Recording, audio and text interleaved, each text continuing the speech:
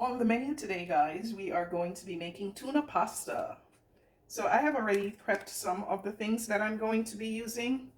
So I have here the tuna, and on the side I have some Greek yogurt, 2 cans of tuna. I have my onions already cut up. I have 2 cloves of garlic and tomatoes. So the recipe calls for a can of tomatoes, but I'm not a fan of canned tomatoes. I do have on the side some green seasoning because why not? I have some red pepper flakes and some paprika all the way from Tanzania. Does that make a difference? I don't know. So the yogurt I have is to add creaminess to the tuna pasta that I'm going to put together. Come with me as we do this. In your pan, you're going to put some oil. I have grapeseed oil. This is going to be a 1-pot recipe, all right? So let's do this together. Follow along, guys. I have peeled my garlic and now I'm just giving it a rough chop. Don't judge me. I don't have good knife skills. I'm just a person who enjoys cooking and enjoying what she eats. All right, so into the pan we are going to add our oil and then the red onions and the garlic, and we are going to toss them so that they will not burn. Onions inside the pan.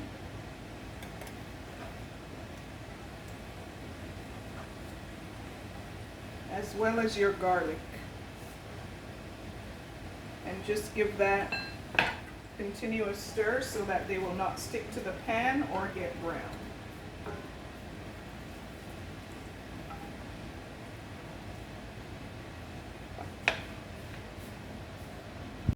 In the meantime, chop your tomatoes. It doesn't have to be nicely chopped or anything because you are going to want those tomatoes to mash out and create its own juices, because that will be the base of the tuna pasta dish that we're creating.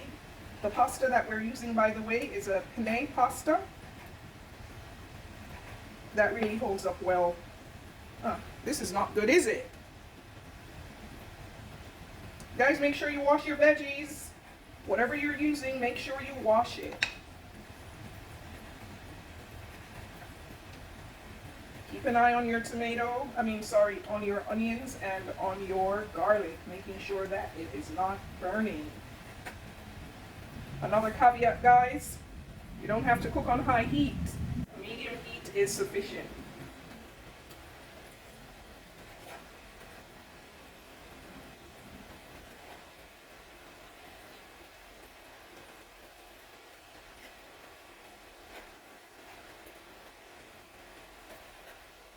Alright, our tomatoes are chopped.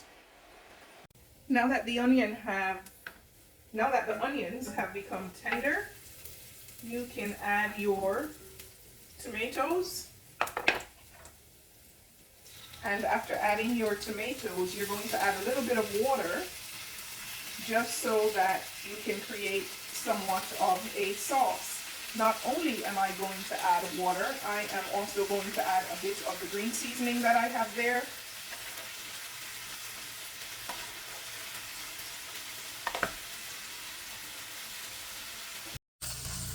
So I have added the green seasoning, guys. I'm going to add a bit of water, and to this I am also going to add some crushed red pepper flakes just for a bit of a kick, and I'm going to add my paprika.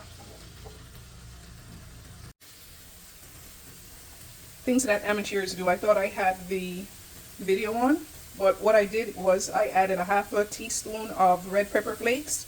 You do as you will with the red pepper flakes, according to your taste and your tolerance level for spices. I have added 1 teaspoon and a little bit of the great Tanzanian paprika, and now I'm just going to give it a stir. Look at what's happening there. It's getting nice and thick. And to this we're going to add some water, because as I said, this is a 1-pot meal, guys. Everything is going in here. We're going to add some water. Then we're going to put the pasta to make it cook. Are you ready? No need to buy canned tomatoes, guys. What they have in the can you can do yourself by buying a bunch of tomatoes. Yeah? I'm going to pour in the pasta. This is a 16-ounce bag. I'm not using all of it. I would say I'm using about 75% of the pasta.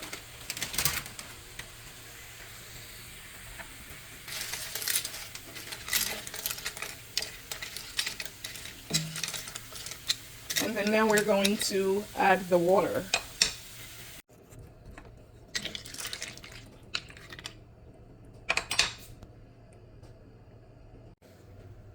Once you have added the water, you can increase the level of the fire from a medium to kind of high. And then please add some salt. Not a lot, or I guess again, according to your taste. But I'm going to add less than a teaspoon of salt. I am adding less than a teaspoon of salt because the tuna already has a high sodium level. So you don't want to kill yourself, right? Now that we've added our water and salt, now we're going to cover the pasta and let it do its thing for about, what, 10 minutes? I think that's how long it takes to get a nicely done pasta. Cover. And through the magic of editing, guys, the pasta is almost cooked. Now that it is almost cooked, we are going to add our tuna and our yogurt. And after we've added our tuna and yogurt, we're going to give it about 3 to 4 minutes. And look what I found. Basil. Of course, something has eaten a bit of my basil, but if it ate it, then it means that it's good for me, right?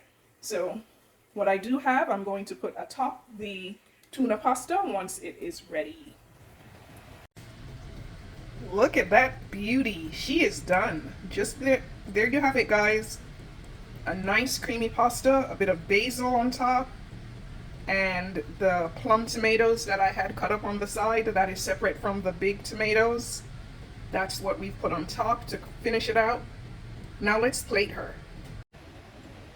Look at her, guys. Look at her. Yummy. I have added some more basil at the top. I'm going to give her a taste and see how she is. Careful, it's hot. You know what's jumping out at me? The creaminess of the yogurt.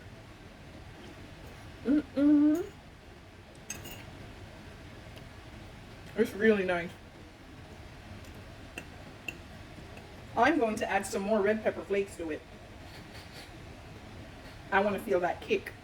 Careful, guys, it's hot.